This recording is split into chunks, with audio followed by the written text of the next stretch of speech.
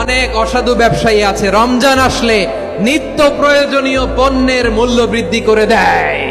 এরকম আছে না নাই? এগুলো করবেন না, মজুতদারি করবেন না, পণ্যের কৃত্রিম সংকট বাজারে করবেন না। আপনি লাখ টাকা কামায়া ভাবছেন যে রোজাদারদের কষ্ট দিয়ে ধনী হবেন, এমন রোগ আল্লাহ আপনারে দিবে, কোটি টাকা দিয়েও আপনি হাসপাতালের বিল পরিশোধ করার ক্ষমতা আপনার হবে না। খবরদার। শেষ বয়সে দেখবেন কি কষ্ট আপনার হয়। আপনি রোজাদারদের কষ্ট দিচ্ছেন, আল্লাহ আপনার সুখে রাখবে?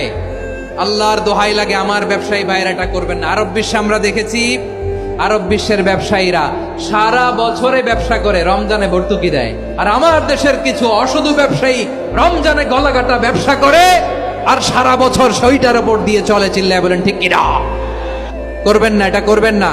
নিত্য প্রয়োজনীয় পণ্যের মূল্য বৃদ্ধি করা হারাম, পণ্যের কৃত্রিম সংকট তৈরি করা হারাম, মজুতদারি করা হারাম, রোজাদারদেরকে কষ্ট দেয়া হারাম।